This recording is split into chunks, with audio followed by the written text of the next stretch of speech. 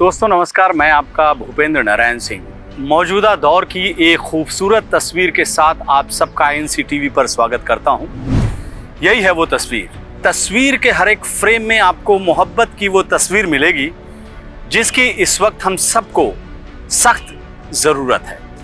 तस्वीर में सबसे पहले चर्चा उस शख्स की जो हमारे बीच अब नहीं है, लेकिन उनका हाथ तस्वीर में मौजूद है।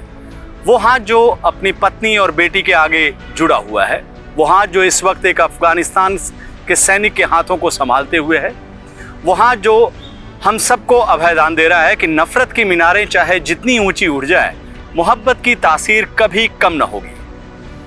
के जोसेफ नाम था उन शख्स का, केरल के रहने वाले थे। अंत समय निकट था और उसी अंत समय में अब्दुल रहीम उनके साथ थे। अफगानिस्तान सेना का एक जाबाज सिपाही जिन्होंने युद्ध में अपने दोनों हाथ के अगले हिस्से को खो दिया था। के जोसेफ ने अपना हाथ अब्दुल रहीम को देने का फैसला सुनाया। सबकी आंखें नम हो गईं। मृतक की अंतिम इच्छा का सम्मान किया गया। डॉक्टर सुब्रमण्यम अय्यर ने के जोसेफ के हाथों से अब्दुल रहीम के हाथों को नया जीवन दिया। डॉक्टर सुब्रमण्यम अय्यर तो इस तस्वीर में दाईं तरफ मौजूद है। नया हाथ पाकर अब्दुल रहीम भावुक हो उठे। स्वस्थ हुए तो दोनों हाथ के जोसेफ की पत्नी और बेटी के आगे खुद ब खुद जुड़ गए। कृतज्ञता के उस भाव के साथ जो इंसान को इंसान बनाती है। माँ बेटी की अजीब हालत।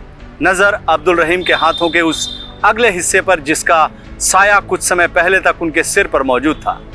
वो हाथ जो कुछ समय पहले तक उन्हें प्यार से गले लगाता था, वही हाथ अब एक नए हाथ से जुड़कर उन्हें अभय दान दे रहा था। माँ बेटी की उस वक्त क्या हालत थी, वो आप उनके चेहरे से महसूस कर सकते हैं। चलिए अब तस्वीर के दूसरे पहलू पर गौर कीजिए, दुनियादारी के पहलू से। मौजूदा दौर के सियासी नजरिए से अब तस्वीर को देखिएगा। हाथ दान करने वाले के जोसेफ धर्म से ईसाई, उनका हाथ से जिनको नई जिंदगी मिली वो अब्दुल रहीम धर्म से मुस्लिम, और जिस डॉक्टर सुब्रमण्यम ने एक ईसाई के हाथों को एक मुस्लिम के हाथों से मिलाया वो धर्म से हिंदू। इसके आगे कुछ और कहने की ज़रूरत महसूस नहीं हो रही है। बस यही इच्छा हो रही है कि एक बार फिर से सैल्यूट करूं इस तस्वीर में मौजूद उन तमाम किरदारों को जिन्होंने नफरत और सांप्रदायिक उन्माद के इस दौर में मोहब्बत का एक नया अध्याय लिखा है। नमस्कार।